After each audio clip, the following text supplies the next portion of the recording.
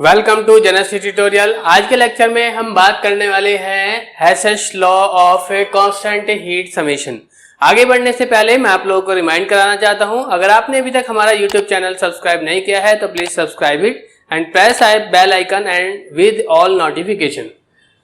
Hess's law of constant heat summation ये क्या बताता है हमको कि अगर हम कोई भी चेंजेस करें, ए से बी, सपोज करो आपको ए रिएक्टेंट है और बी हमारा प्रोडक्ट है, हमें ए से बी बनाना है। उसको हम सिंगल स्टेप्स में अगर उसका हीट एक्सचेंज की बात करें कि ए से जब हमारा बी फाइनली बन के आया तो इतना हीट एक्सचेंज क्यों आया, हमने वो सारा निकाल दिया। और अगर वो हम उसको मल्टीपल स्टेप्स में, पहले ए से बी बना होगा, फिर बी से सी बना होगा, तब सी से जाकर डी बना होगा और फिर आपका जाकर फिर डी से डायरेक्टली तब जाकर आपका ए से सी बना, ए से सी से डी बना और डी से सी तब जाकर हमारा बी बना। तो अगर वो आपका ऐसे मल्टीपल स्टेप्स में, छोटे छोटे स्टेप्स में अगर हम बात करें कि इसमें बीच में तो हमको सी भी दिखाई दिया और बीच में हमको उसको डी भी दिखाई दिया, तब जाकर सबसे लास्ट में हमको बी मिला। ठीक है, तो अगर हम इसमें इंडिविजुअल स्टेप्स के हीट समेशन की बात करें कि इसमें पहले स्टेप्स में Q1 हो रहा था, दूसरे में Q2 हो रहा था, तीसरे में Q3 हो रहा था और जब हम पूरे को ओवरऑल देख रहे थे तो वो सपोज करो Q था। तो Q जो है आपका एक ही सिंगल स्टेप्स में बात कर रहे हैं कि हमने तो स्टार्टिंग में A लिया था और लास्ट में हमको जो फाइनली मिल गया वो हमको B मिला। हमने उसमें हीट देख लिया, वो है Q। और जब हमने मल्टीपल स्टेप्स में इसको तोड़ा, Q1, Q2, Q3 उनके हीट एक्सचेंज था, तो उन तीनों का समेशन जब हमने किया तो भी वो हमको Q के बराबर ही मिला। तो इसीलिए हमें ये लॉ हमारा किसने दिया था, हैश ने दिया था। इसीलिए हम इसको बोलते हैं कांस्टेंट क्या है, हेसेस लॉ। और किसका, जितने भी हीट एक्सचेंज था उन सबका समेशन कांस्टेंट है, कांस्टेंट हीट समेशन। ठीक है, तो दिस लॉ स्टेट्स दैट, क्या बताता है, द हीट एब्जॉर्ब्ड और इवॉल्व्ड, जो भी हीट या तो एब्जॉर्ब होती है, क्योंकि जब रिएक्शंस होती हैं तो तब या तो एक्सोथर्मिक रिएक्शन होती है, एंडोथर्मिक रिएक्शन होती है।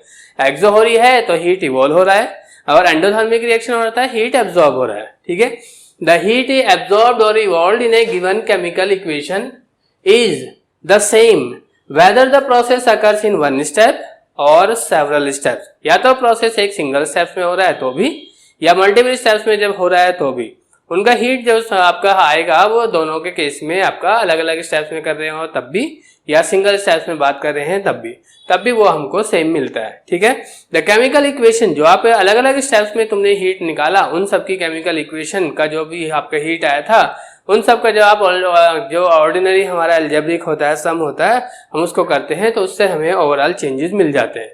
The chemical equation can be treated as ordinary algebraic expression and can be added और subtracted to yield the required equation. जो भी हमारी रिक्वायर्ड इक्वेशन है उसको लाने के लिए हम उनको इंडिविजुअल स्टेप्स को सिंपली ऐड कर देते हैं और इससे हमें ओवरऑल रिएक्शन मिल जाता है। ठीक है, सपोज इन ए प्रोसेस, कोई प्रोसेस है आपका, a system changes from state A to state B. कोई सिस्टम है हमारा, एक स्टेट ए था उससे वो बी में जा रहा है, state A to state B.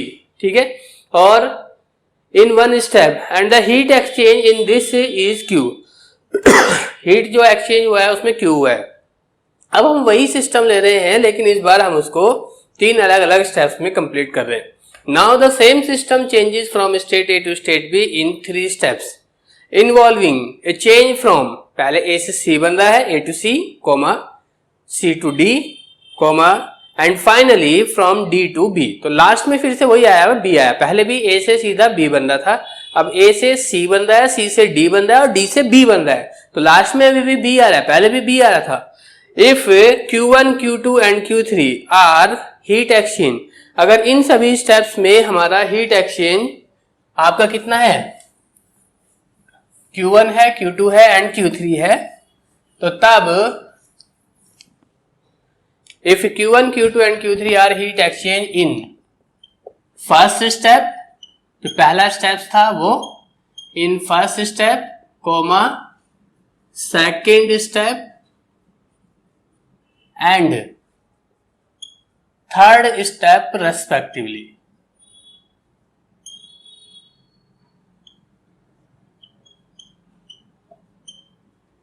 तो तब हमको क्या मिलेगा देखें, then according to Hess's law,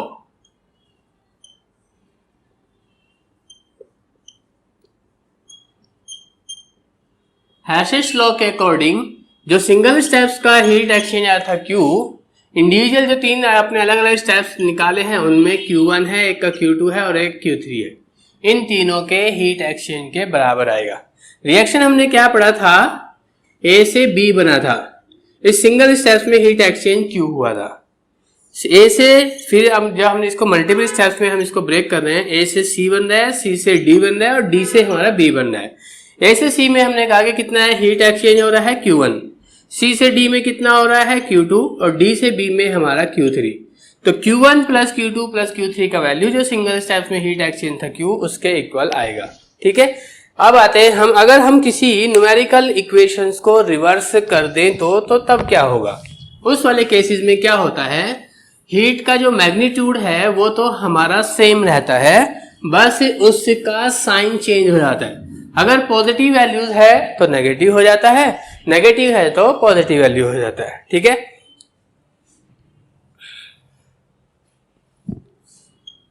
if any chemical equation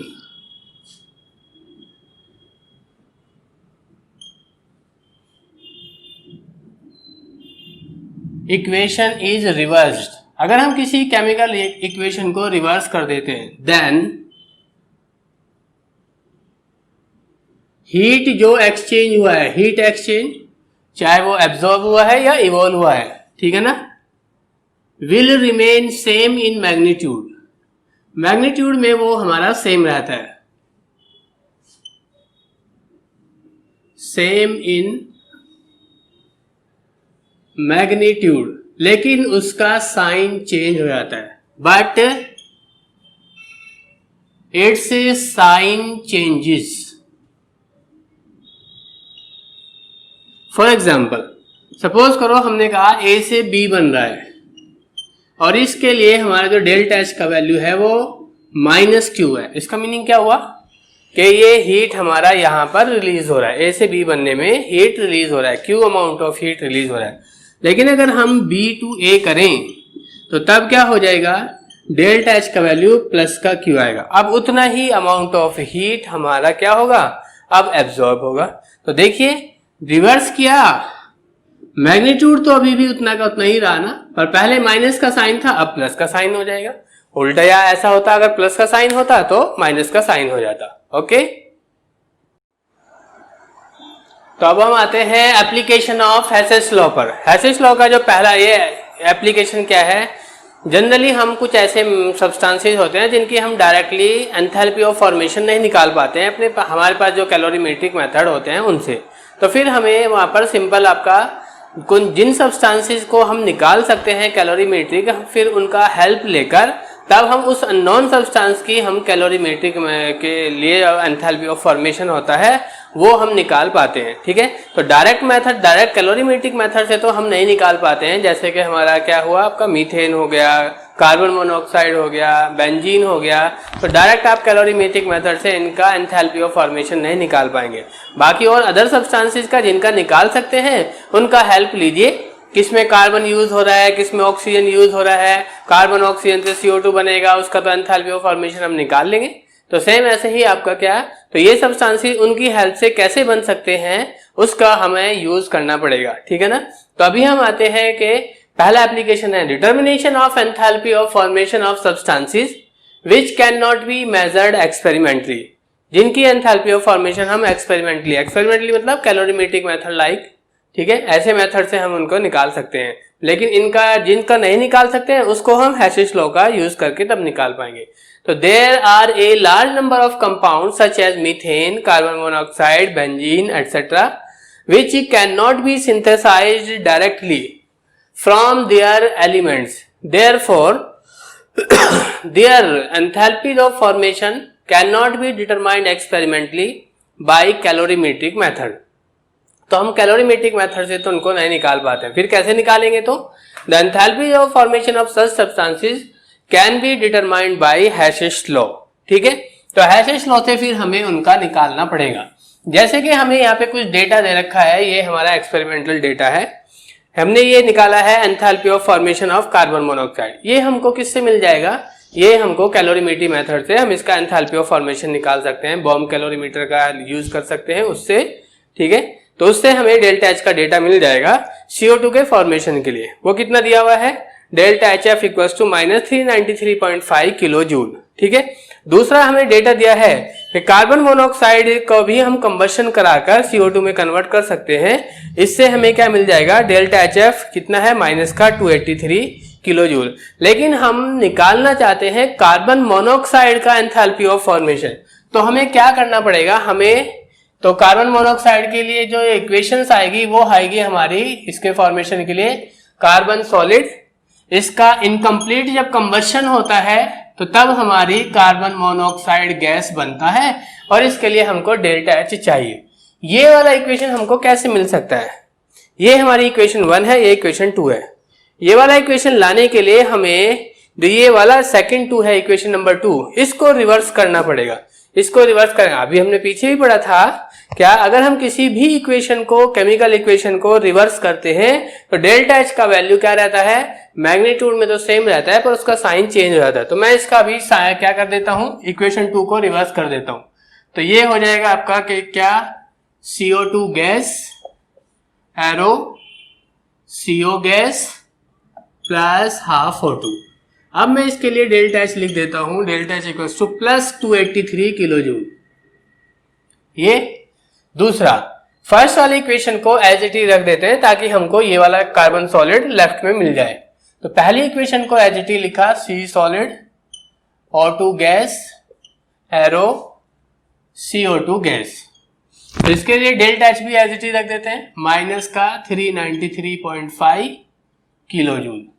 अगर हम इन दोनों को अब ऐड करते हैं तो देखिए CO2 गैस से CO2 गैस कैंसिल हो जाएगा। ओके, O2 गैस का 1 मॉलिक्यूल है और इस साइड में O2 गैस का हाफ मॉलिक्यूल है, तो आधा मॉलिक्यूल इस साइड बच जाएगा, वो आपका यहाँ आ गया।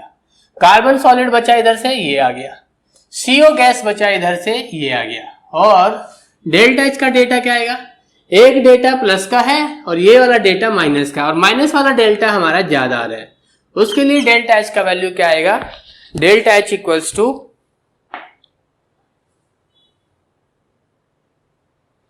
-110। इसको हम प्लस वाले से इसको माइनस करेंगे तो -110.5 इतना किलो जूल आ जाएगा। इस इक्वेशन के अकॉर्डिंग अगर हम चलें तो तब क्या मिलेगा, इस इक्वेशन में CO का फॉर्मेशन हो रहा है, इसीलिए हम इस डेटा को ऐसे भी लिख सकते हैं, डेल्टा H एंथैल्पी चेंज। किसका एंथैल्पी चेंज, इस रिएक्शंस के लिए जिसमें फॉर्मेशन हो रहा है किसका, CO का। Delta HF equals to -110.5 kilo joule. मतलब जब CO का फॉर्मेशन होगा तो इतनी अमाउंट ऑफ एनर्जी रिलीज होगा। ओके, तब हम आते हैं नेक्स्ट एप्लीकेशन पर, हैशेस लॉ के। सेकंड एप्लीकेशन है हमारा determination of enthalpy of transition. Transition क्या होता है आपका, कोई एक एलोट्रोपिक फॉर्म को आप दूसरी एलोट्रोपिक फॉर्म में कन्वर्ट करते हैं, वो भी सॉलिड है दूसरा भी सॉलिड ही है, तो सॉलिड सॉलिड का आपस में कन्वर्जन, ये हमारा एलोट्रोपिज्म कहलाता है। ठीक है ना। तो ये प्रोसेस हमारा ये एलोट्रोपिज्म ट्रांजिशन कहलाता है। जब एक सॉलिड दूसरे सॉलिड में कन्वर्ट होता है तो इस प्रोसेस को हम ट्रांजिशन बोलते हैं। उस दौरान जो भी एंथैल्पी चेंज आता है उसको हम एंथैल्पी ऑफ ट्रांजिशन बोलते हैं। ठीक है। Hashes law is useful in determining the enthalpies of transition of allotropic modification such as graphite to diamond और SR to SM etc.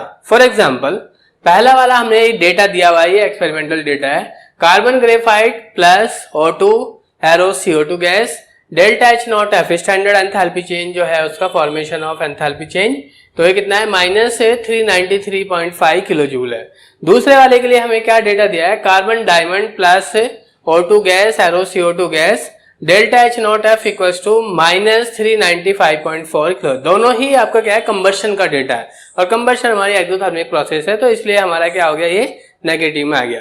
उसके बाद आपका क्या है, अगर हमें चाहिए, सपोज करो हमें ग्रेफाइट को डायमंड में कन्वर्ट करना है, तो ग्रेफाइट को डायमंड में कन्वर्ट करने के लिए तो हमारा जो रिएक्शन आना चाहिए वो ऐसा आना चाहिए, C graphite minus C diamond. ठीक है। तो ग्रेफाइट को एज इट इज रखना पड़ेगा आपको और डायमंड को वाली रिएक्शन को रिवर्स करना पड़ेगा। तो मैंने इसलिए कर दिया equation 1 plus reverse of equation 2।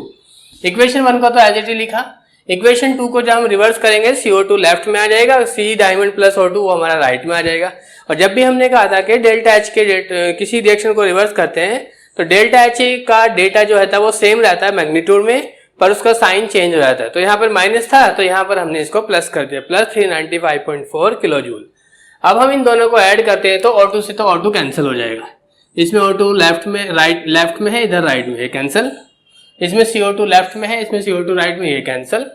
और क्या बचेगा, C ग्रेफाइट, और इधर से क्या बचेगा, C डायमंड। तो ग्रेफाइट का डायमंड में कन्वर्जन, दोनों ही कार्बन है, कार्बन ग्रेफाइट, कार्बन डायमंड। तो क्या हो जाएगा, ये प्रोसेस हमारा ट्रांजिशन कहलाएगा। डेल्टा H का डेटा सिंपल एल्जेब्रिक सम से कितना आ जाएगा हमारा, 1.9 किलो जूल आ जाएगा। इसी को हम डेल्टा H नॉट TR भी बोल सकते हैं, ट्रांजिशन, क्योंकि प्रोसेस क्या है, ट्रांजिशन। और ये कितना आएगा दोनों का, 1.9 किलो जूल। ओके, तो इस तरह से हम इसके और जितने भी आपके एप्लीकेशन होते हैं एंथैल्पी को डिटरमाइन करने के लिए ही होते हैं। तो सेम जैसे जो हमने रूल्स यहाँ इन दोनों में फॉलो किए, ऐसे ही हम किसी की भी एंथैल्पी चेंज को डिटरमाइन करने के लिए हैशेस लॉ का यूज कर सकते हैं। ओके।